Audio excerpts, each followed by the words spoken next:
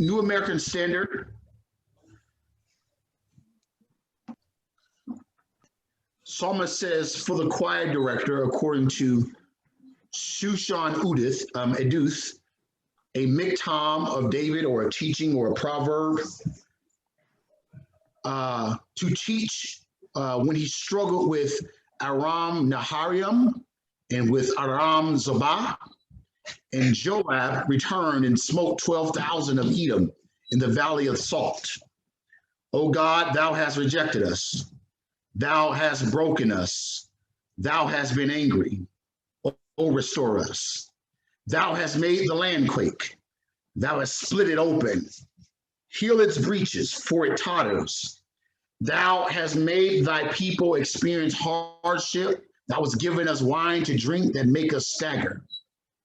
Thou hast given us a banner to those who fear thee, that it may be displayed because of the truth. Salah. That thy beloved may be delivered. Save with thy right hand and answer us. God has spoken in his holiness. I will exalt. I will portion out Shechem and measure out the valley of Succoth. Gilead is mine. Manasseh is mine. Ephraim also is the helmet of my head. Judah is my scepter. Moab is my washbowl. Over Edom I shall throw my shoe. Shout loud, O Philistia, because of me. Who will bring me into the besieged city? Who will lead me to Edom?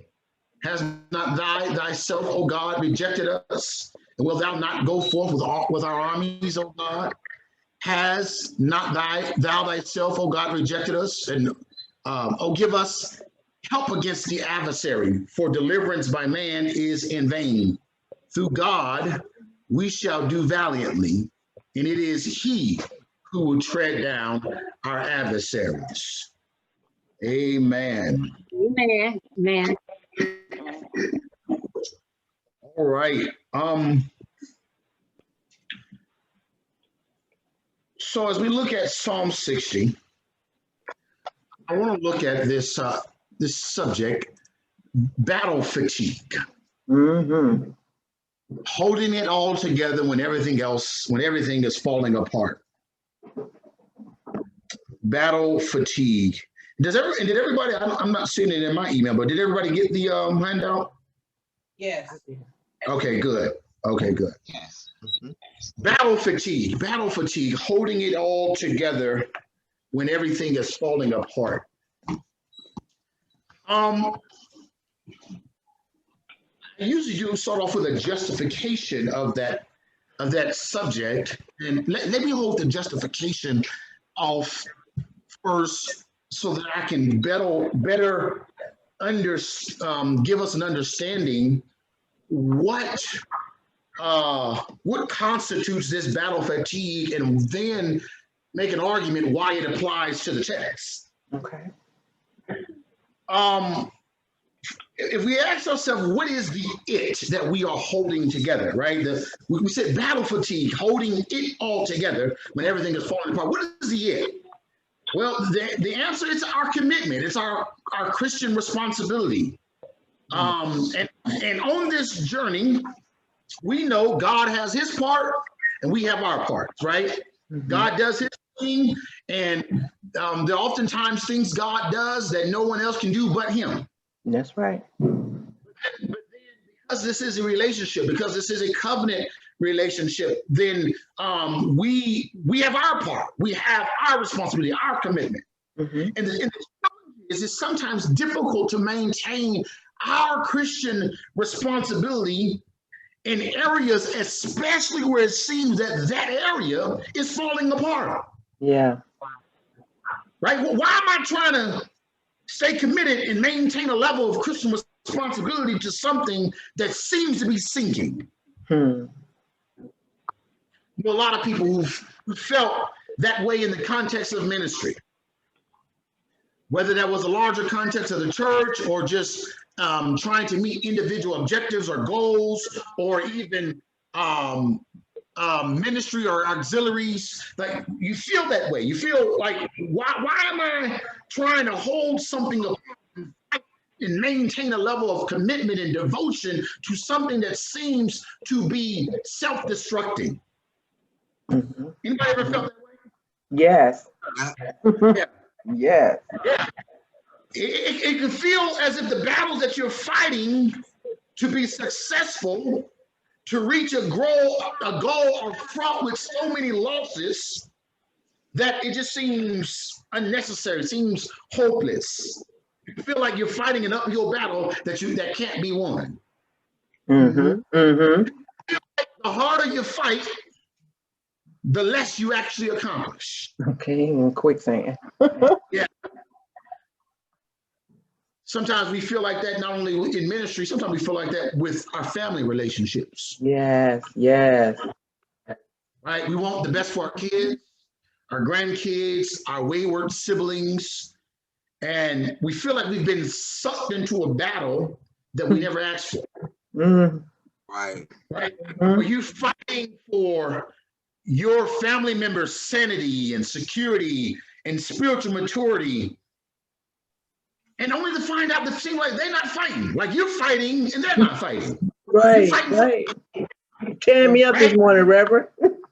Yeah, right. And it's like, why you're fighting? You're fighting for something that they simply don't want. You want it better. You want it worse than they do. Yeah. And you're fighting on your knees, you're praying, you're trying to encourage, you're trying to help. And it's just like, okay, I'm getting tired of fighting. That's battle fatigue. Amen. More to the point though, it can be difficult to find reasons to fight when it seems like everything that you're fighting for is falling apart. Right. Why am I fighting for a marriage that's falling apart? Mm-hmm. Why am I putting work into ministry in a community that seems to show any little to no signs of progress? Mm-hmm. Mm-hmm. Mm-hmm. So much time in a family who don't seem to appreciate my sacrifice. That's right. You felt any of that at any time, in any situation, that's battle fatigue. Mm. That's battle fatigue. Right. And it has actually psychologists actually, this is actually a term for war vets. There's an actual, it's a neurotic disorder. But the thing is, I'm not looking at it from that context. I want to look at it from the context of spiritually speaking, because battle fatigue is the stress at being at war. Mm-hmm. Yeah. Listen, Ecclesiastes says sometime it's the time for war. Sometimes, not all the time, right? Right. Right. And when you feel like you are constantly in a fight, you are constantly in a battle, man, listen, sometimes I'm ready to fight. Sometimes I'm ready to throw down. I know if it's needed, I'll do it. I'll go there. But when you always in a fight, Right. it's overwhelming because we were never intended to fight that much. Thank you. It's an emotional distress that comes from this journey. Mm. Doesn't matter if you're fighting for something or fighting against something. The act of fighting in particular, when met with devastating losses, has a way of taking a toll on us. Yes. In this morning's passage, the psalmist, whether it's David or somebody else, is representative of the community, and they're feeling battle fatigue. In some way, they have experienced a devastating loss in the war, or in some battle or something, and they're struggling spiritually to hold it all together. Mm. Mm. That's when in Psalm 60 we find help and understanding for how they have dealt with it. Mm-hmm. Right. Yeah. So here's the interesting thing. So when we come to the subscript, that's the part where that's like the title, but it's oftentimes in some translations integrated in verse 1. There's just an interesting tension. Watch this. For the choir director, according to Shushan Aduz, a Miktam of David, to teach when he struggled with Aram Naharaim and with Aram Zobah, and Joab returned and smote Edom in the valley of Saul. So it talks about actually a victory. And when it says struggle, New American Standard, just when he fought a war. It's not, you don't have to read too much into it. It just means when they were fighting a war, when they were having a battle.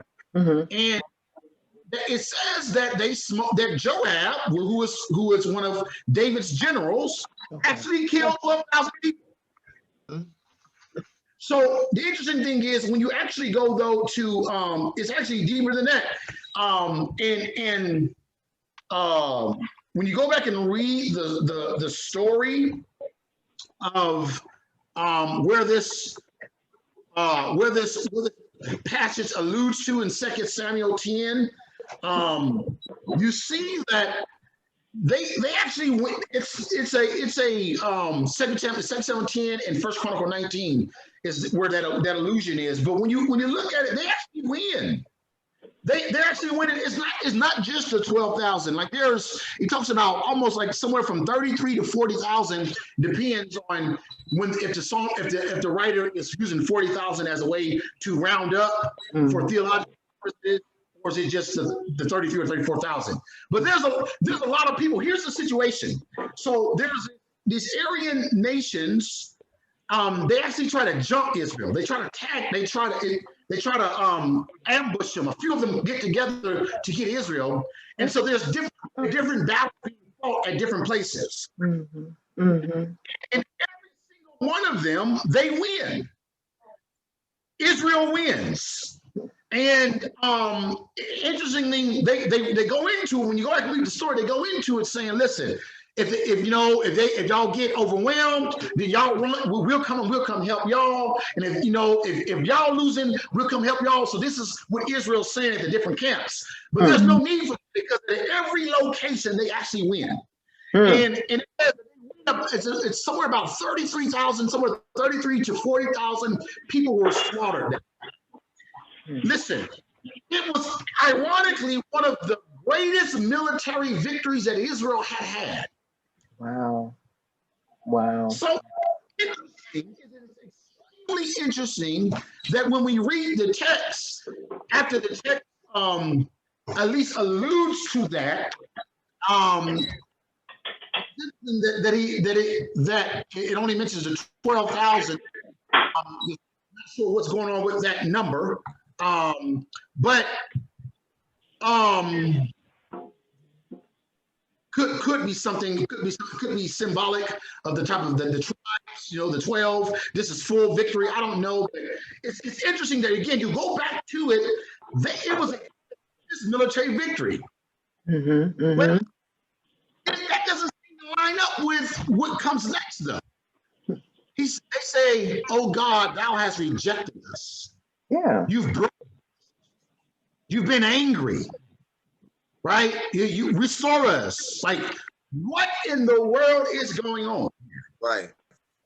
Well, there's a couple of ways, a couple of options, two options that I want to look at that could potentially explain this. Option one is a very probable option. I'm going to go with option two, and I'm going to explain why. But option one is a very probable option. Here's option one. Option one, some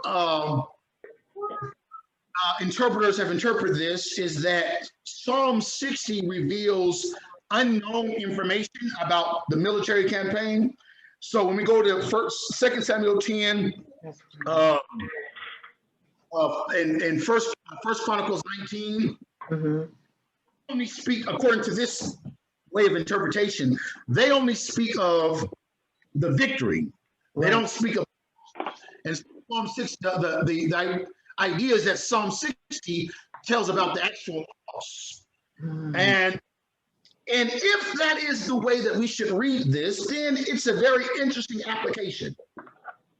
The application would be, the intent would be, in the larger context of Scripture, will be this, that even though victories were happening, and it seems that the kingdom was advancing without resistance, that was not the case. In some ways, that would be the would be the reverse of a lesson that I gave a couple of weeks ago about where we talked about.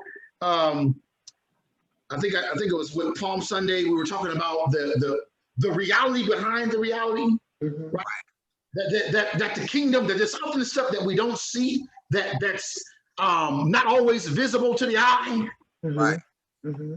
God is working things out, and He is intervening, and He is intercepting our reality sometimes, and that's part of what the kingdom means. Mhm. Mhm.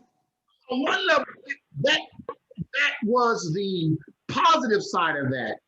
If option one is how we should interpret this this battle, then this is the negative side of that. The negative side would be then, listen, sometimes we assume or think that things are going good, or that when we look at other people's lives, or look at other people's ministries, look at other people's families, look at other people's marriages or whatever, that it's just nothing but victory. Yes. Right? And this would be, if this is the proper way to understand it, we would say, listen, even though we don't always see the losses, there are some. Yeah, you may see the victories, Mhm. but there are losses that you don't see. That's right. And that's an application even for us, right? Is that even sometimes we ourselves, yes, can be so enamored and so spoiled with the victories Mhm. that when we experience losses, we feel like something's just normal. We feel like something's out of whack. Like, and that could be. That is a potential way to read this psalm. So then when they start saying, "Why have you forsaken us?" Why, it's like it's an overreaction to their losses. Mhm. Right? And you know, and that's an important temptation. This is why I'm dealing with both options as plausible options, because it's a very real temptation that we get so spoiled of the Lord winning for us that any loss begins to wreck our brains, wreck our minds. We can't, you know, we gotta win every single moment. Nothing should be lost. Right. Right. Damn it. You don't love me, Lord. Why? Yeah, I thought you loved me, Lord. Why'd you let this happen to me? Mhm. So that's a possible implication. And the principle would be sometimes there are bad and negative things happening that we're not aware of. Yeah. A prominent pastor walked into a leadership meeting, and he opened up and saying, "Listen, I want to tell you guys, I love you all. I appreciate you, and I thank God for you. And you don't know how much I appreciate you all's friendship." And immediately someone retorted, "Well, if you think we're friends, you got another thing coming." Oh my Lord. And at that time, a mutiny that was developing was revealed. Mm. Right. The point is, he had a perspective that everything was all right and all good. Mhm. But listen, there was actually some negative stuff brewing under the surface that he wasn't aware of. Mhm. And so it's on one level, if that is the application, then it challenges us to think, you know, there's always a reality behind the reality, and that can happen even in the negative. Mhm. And ourselves, we miss it, right? We miss. And so if we're going to be judging God's benevolence towards us based off of what we're seeing in other people's lives, other people's ministries, other people's families, or sometimes what we think we are seeing, not seeing in our own life, we have, the principle is to put the brakes on that, because you don't know what you don't see. That's right. Yeah. So that's one way. That's one way of thinking about it. I actually think there's something going on. Here's option two.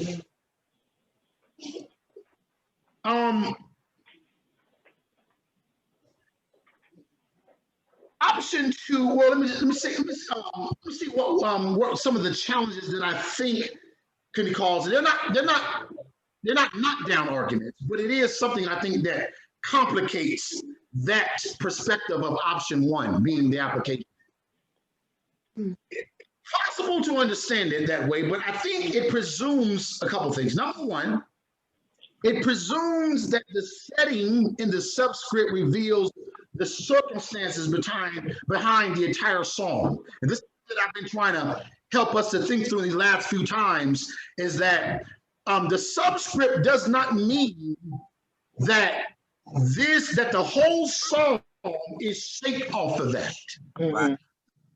And this is what I've been trying to nail in our hands, because that's an old way of thinking, and that's scholars have kind of progressed in their understanding of that. It just means that the situation inspired the psalm. Okay. Mhm. Meaning that we are supposed to take every aspect of Psalm 60 and try to see how it fits within that situation. Mhm. Mhm. Because it doesn't fit in that situation, and then we have to conclude, okay, well, this is just some extra information that God has given us, right? So, and so that's the first thing, is that it is that option presumes that setting reveals all the circumstances. It just says that situation inspired this song. Now, here's the thing. We start to think, okay, if it inspired it, we usually think it inspired it based off of similarities. And I would say no, not similarities. It actually inspired it based off of differences. So watch this. Second thing is this: if we look at Psalm 60. It's very difficult if you go back and read the passages that I talked about. Was it Second Samuel 10 or second whatever that was? 2 Samuel 10 and 1 Corinthians 19. I mean 1 Chronicles 19. Chronicles 19. If you ever go back and read those chapters, it's very difficult. And I kind of already gave you a summary to see how.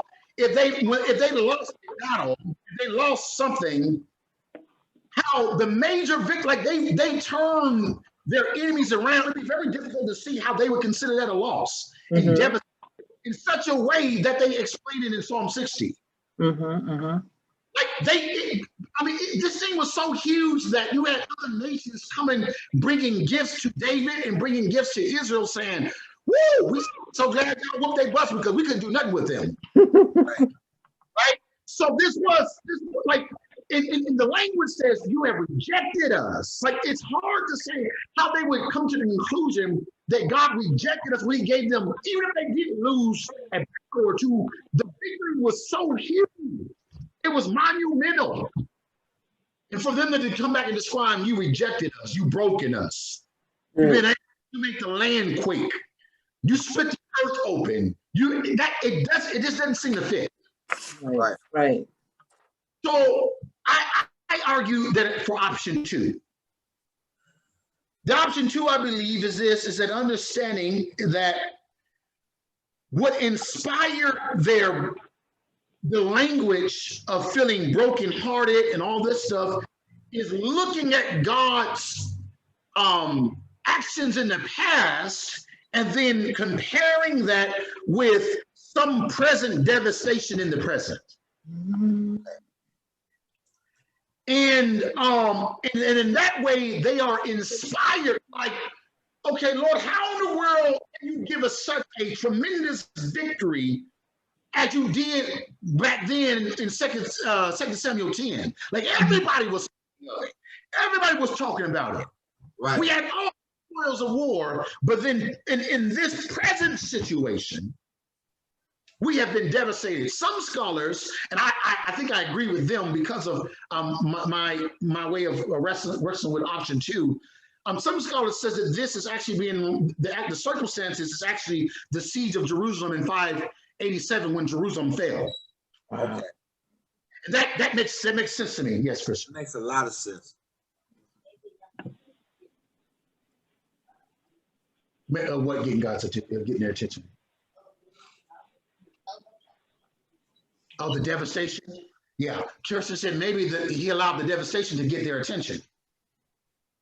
So, yeah, very much so, very much so. And so, so this is what's going on. I believe it's in the siege of Jerusalem, and they're looking at that, and then they think about the other, because you had similar nations, right? It was the Babylonian, Assyrian, like that there's some overlap with some of the nations that they fought back then, and then the people who would have overtook Jerusalem in the siege of 587, or I think that's right, day 587, 567, 587, one of those dates.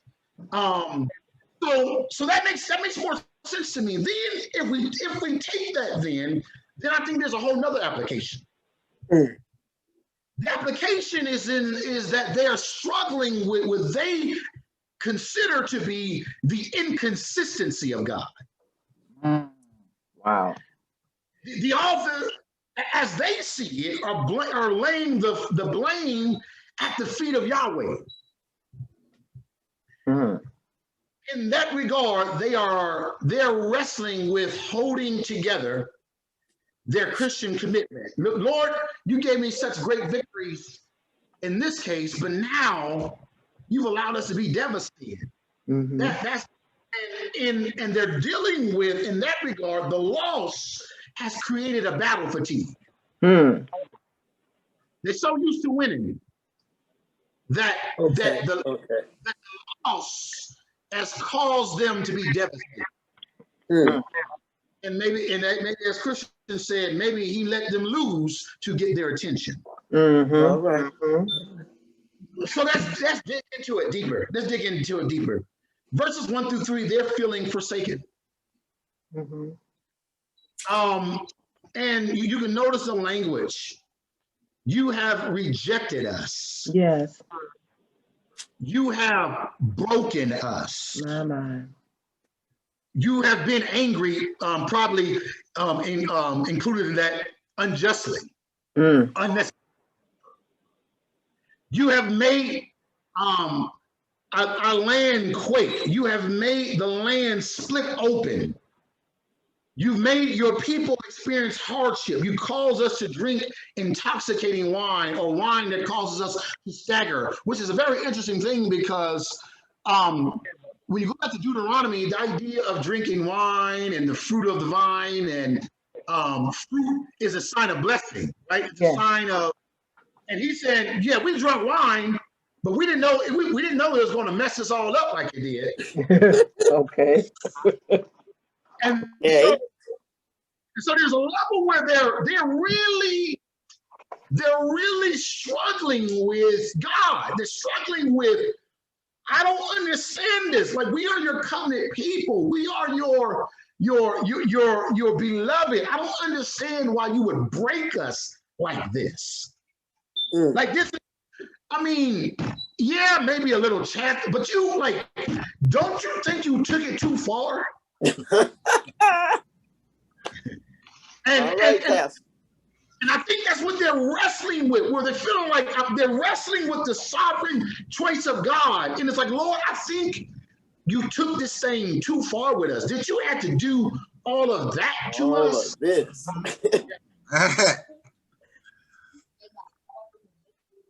Do you love me, Pastor? Hey, Pastor. Love me, God? Hold on. Christian's talking. He said he got what? Yeah, that's one of the things that we were talking about. So yeah, go ahead, Rev. I said they're accusing God of child abuse. Yeah, very much so. Very much so. Analogy. You didn't took it way too far with this one. Right. And it's like, that's, you're talking about battle fatigue, because, see, the thing is this, and Christian said this, maybe they got so caught up in victory that they didn't think about the losses. But the thing is this, that is such a real temptation, because we don't mind fighting as long as the fighting is going to result in victory. Yeah. If it's it's going to mean success, if it's going to mean progress, if it's going to mean change and transformation, my circumstances are done, like, okay, fine, I'll struggle through this poverty. I'll struggle through this, struggling, but I mean, okay, but after a couple years, okay, now when is it going to stop? Yeah. Right. So like we want victory, and if it's going to lead to victory, then yeah, I'll fight. You'll say. Okay. I'm arrested by what you called it, the sovereign choice of God. That is such a big wrestling point. It has been for me, because God is great so long as he's good. Right. But that's right. But if you drop me, and that is your choice, that's his choice. He's God, he can do that. But that doesn't mean that he doesn't love me. And that's the big thing, accepting the sovereign choice of God. I love that phrase. I do too. I love it too. And that's a huge dynamic, is that it's reminding ourselves, because see, what battle fatigue does is it begins to get in the mess of our theology. It begins to affect our perspective of God. And listen, in every context, you need in any type of battle, you need a mental anchor. So sometimes some soldiers keep pictures, wallet-sized pictures of family members, of loved ones, of newborn babies. Like they need that mental anchor, right? Right. And to keep them going. That's right. And the thing is once that mental anchor has gone, once that mental anchor has lost, that's it. It's very difficult to come back from that. Right. And the theology is our mental anchor. Yeah. It's the fact that he's God, that he knows what he's doing, that he really is involved in our lives, not just the good stuff, like in the stuff that feels good. He really is involved. Yes. And through the hardship, through the difficulty, he really is up to something. He really is doing something. Yes. Yes. To believe he's still working. He is still God. Yes, thank you, Lord. And that it's all for our good. That's the one that keeps me, going through, that's your anchor, suffering, whatever, that it's eventually for your own good, even if you can't see it. Yeah. Even now, it is for your good in the present. It is. That's right. Absolutely. He's doing something. Yes. He's up to, and it ain't just in a matter of, okay, we got to kind of just go ahead and go through this suffering till we get to the good part. Right. That's what messes us up. It's like, okay, because guess what? That will add to your battle fatigue. Let me tell you how. Because, okay, fine. Mind that I have this amount of suffering to go to before I can get to this, fine, I'll go through this amount of suffering. And so your idea is, our perspective is, this is just the necessary evil that I have to go to get to this, right? This is the language. I know he's bringing me out. He's bringing me out. right? And in our mind, the divine thing, the whatever is this over here. And that is the kingdom kind. We do have that analogy in scripture. James talks about not leaving suffering prematurely so that it can have this perfect work. So there is an end game. And so that is a theological analogy. We're not wrong in thinking that way. The Bible gives us that. But there are other times where he's saying, listen, this is not that this is all to it, but there is something sacred about what I'm doing in this moment too. It ain't just what's going on here. It's something sacred about what I'm doing right here too. And James actually says that also. Yeah. Right? Okay. So Yeah. So, but the thing is, you're right, Sister Dean. We have to remind ourselves what God has said. Mm-hmm. Because that's our anchor. And so there's only two halves. So the verse 1 through 3, they feel forsaken, and then 4 through 12, they're fighting for fighting against faithlessness. Okay. And that's why I want to spend the next 10, 15 minutes, and then I'm gonna get on out your way. And so watch what verse 4 says. Caleb, sit down. Cameron, sit down and listen. Verse 4 says, "Thou hast given a banner to those who fear thee, that it may be displayed because of thy truth." The banner. What is the banner? The banner. A couple of scriptures. Exodus 17:15. Moses built an altar and named it, "The Lord is my banner." Yahweh Nisi. My banner. The thing is, the banner is actually a place. It is a place and a pronouncement. That's what the banner is. You say, what do you mean by that? He named the altar my banner. Are y'all with me so far? And watch this. The context of Exodus 17 was that was their first military victory after coming out of Egypt. We always talk about Jericho and all that, but before they get to Jericho, right, you had a couple of little small battles. In fact, that's why when they do get to Jericho, that's why Rahab has something to go off on. She said, "Whoa, Right. Right?"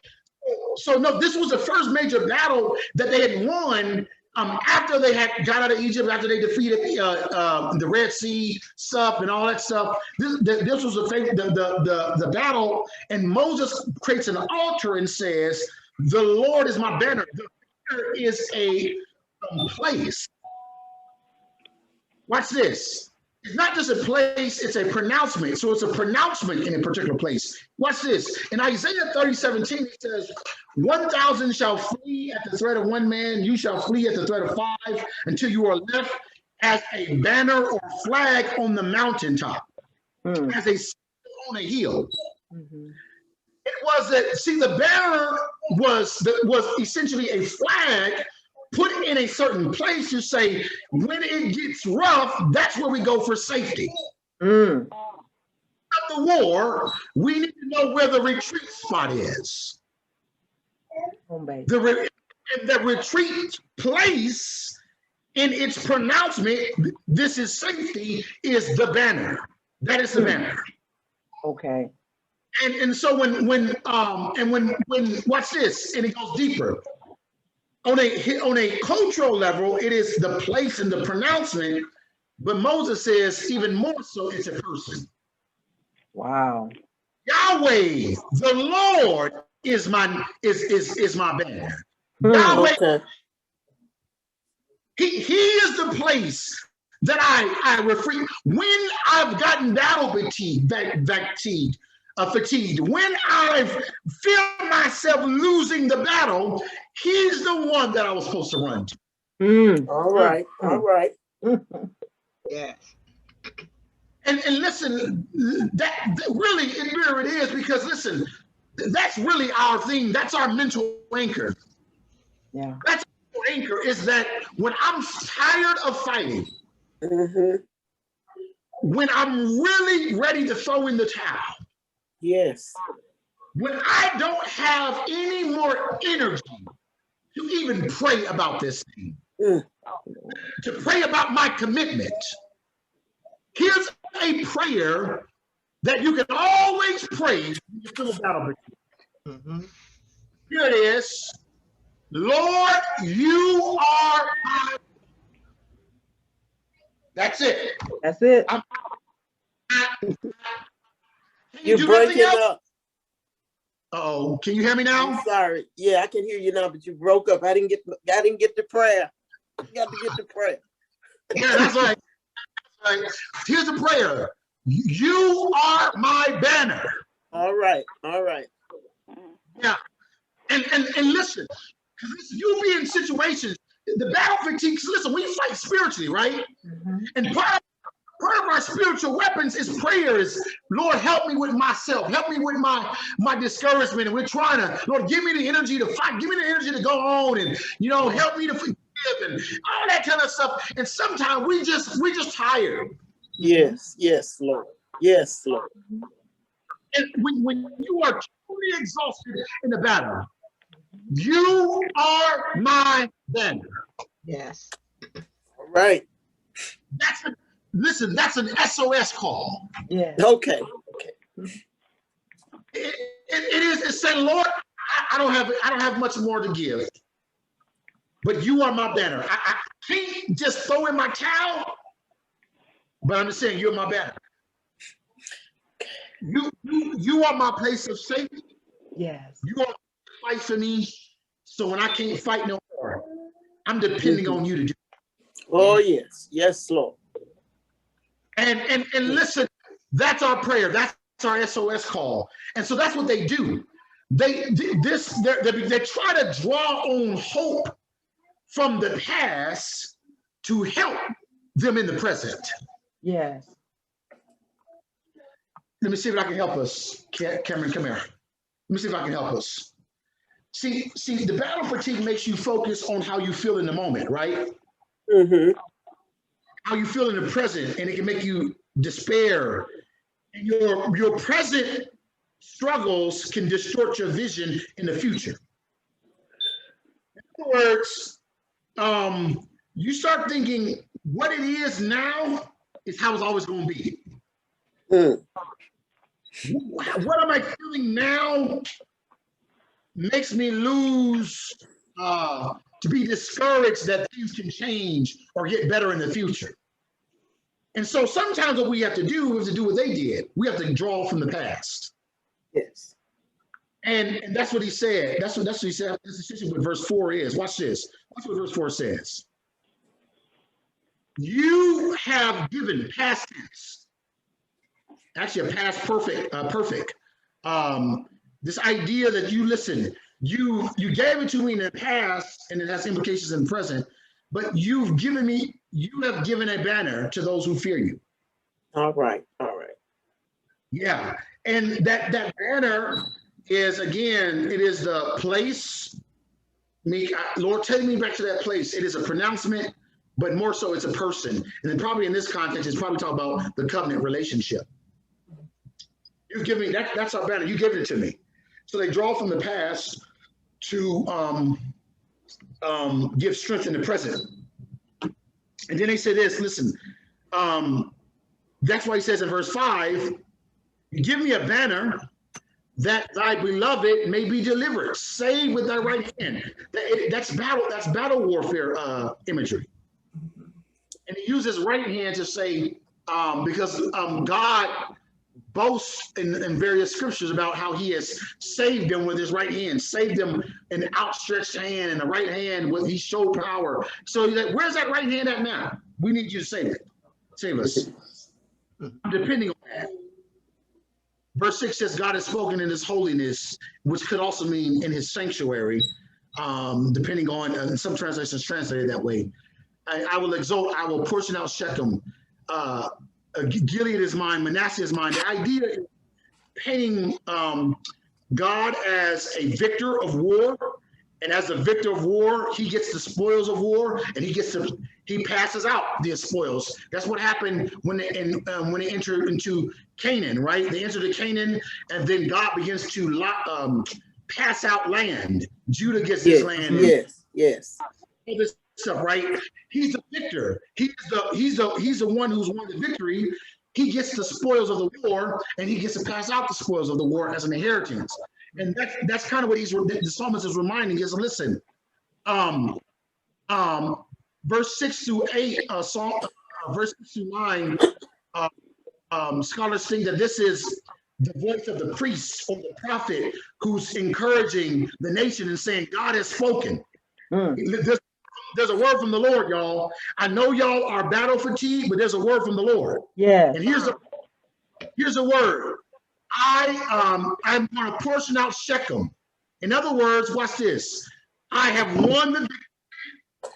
I have the spoils of war, and I'm getting ready to pass out the inheritance. Yeah. In other words, God has heard, He's seen, and He is allotting the portions. Moab is one of the nations that they're fighting against because that's my watch bowl. I have demoted them to servitude. Over each my shoe. Not like your mama did when she was gonna whoop you when she was mad at you. Right. I thought, no, this means that I'm a claim it as my possession. So he's and then there's this tension. There's this tension because verse 9 says, so verses 4 through 8 is like the prophet speaking, the Lord has spoken, or the priest, the Lord has spoken. Verse 9, who will bring me into the sea city? The people are talking again, the leader is talking again. Who will lead me to Edom? It's a very interesting thing because it's an invitation. It is a how do I want to say this? It's an invitation. Like that's language that God uses, right? Who will go for us? Right. Who shall I send? Okay, all right. The camera said me. All right, and now. that's the language, right? We'll see. Who will go for us? Who shall I see? And as Kevin said, we'll see. Isaiah said, we'll see. Samuel said, we see the Lord said, send me. Send me. Well, three verses that. And the psalmist then, therefore, puts forth the invitation to God. Right. Who will the besieged city? Who will lead me to Edom? And he wants God to say, I will. All right, all right. I will. But he's struggling in verse 10 with this. Has not thou yourself, O God, rejected us? And then he says, will thou not go forth with our armies, O God? So those two lines say that he's struggling with it. Oh, and watch this, and here's part of the prayer. I love this. I can't go on anymore. I can't fight anymore. Who's going to bring me? Who's going to besiege this city? This thing that I'm fighting for, who's going to take it over? Who's going to lead me? And in part of his prayer, he said this, Lord, I'm really counting on you to answer that invitation. But I'm struggling if you will even answer it. I'm struggling with the fact that for whatever reason I feel rejected. And yet in the midst of that, at the foundation of that, God has already spoken. All right. Verses 6 through 8, the prophet or the priest, whoever it is, the priest here, but God has spoken in his holiness. So what's the answer to the quandary? He says, "Who gonna go for me? Me. Who will lead me?" And what's the answer that God has given? God says, "I will." Not watch this. Not only I will, I have. Yes. So listen. Just because you don't see the victory doesn't mean that it has not already been. Right. Okay. That's right. He All said, right. "Will and I have." Yeah. Already won it. So, and Christian is right. Part of this demonstration, I need to get you to a point for you to see your own battle fatigue, to show you, because sometimes we get beside ourselves and we think that we are winning because of our own whatever, because we've been working so hard, because we have been wrestling, because we've been reading our Bibles. And the thing is, what happens in the battle fatigue is we stop praying. Yeah. We stop reading our Bible. We stop doing that stuff. And that's great. We need to continue to do all that. But watch what he says. Verse 11. Give us help against the adversary, for deliverance by man is in vain. Oh, yes. That's exactly where he wants to bring us to. Here's the thing. When you stop praying, when you feel like you stop working, you feel like you can't fight no more, here's a prayer that will not only energize you, but will not only reignite you, refocus you, but re-anchor you. You are my banner. All right. When you can't pray no more, pray that prayer. That's right. Watch how it begins to develop your prayers out of that. Watch how you begin to develop strength. Mhm. You are my banner. Before we say Jehovah Nissi. Mhm. But of course, it's one of these days I'm gonna go through it and explain why that's a misinterpretation. But it's Yahweh Nissi. You are my banner. You are the one. You are my. It ain't just a place. It ain't just a proclamation. It's No. a person. It's Yeah. a place. Yeah. It's where I run to. Yeah. It is a place. If it's a proclamation, it means that it's a word that I need to latch on to. That Mhm. God is. But more than all of that, my banner is a person. Amen. So here's my SOS call. It ain't long. Mhm. It ain't filled with a whole bunch of scriptures. Right. It ain't none of that stuff. Here's my SOS call. Be my banner. You are my banner. My banner. Yeah. Yes. My banner. If I can just say it in 2 words. My banner. I'm looking to you. My banner. Right. My banner, Lord. That's all I can say. Mhm. I'm dealing with battle fatigue. Mhm.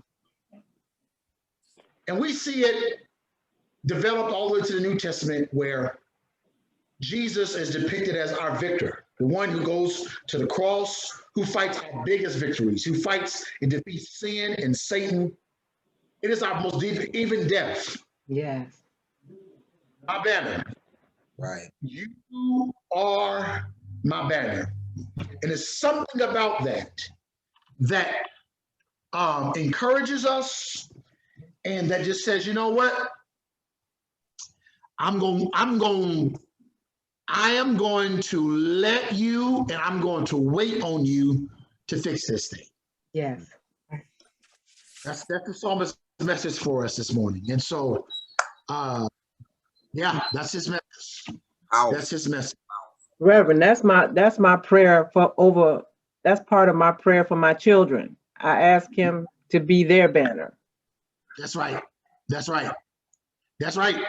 And when you can't, what do you do when you don't know what to do? You remind yourselves, he's my banner. Yes. He is my banner. All right, let's have our time of giving.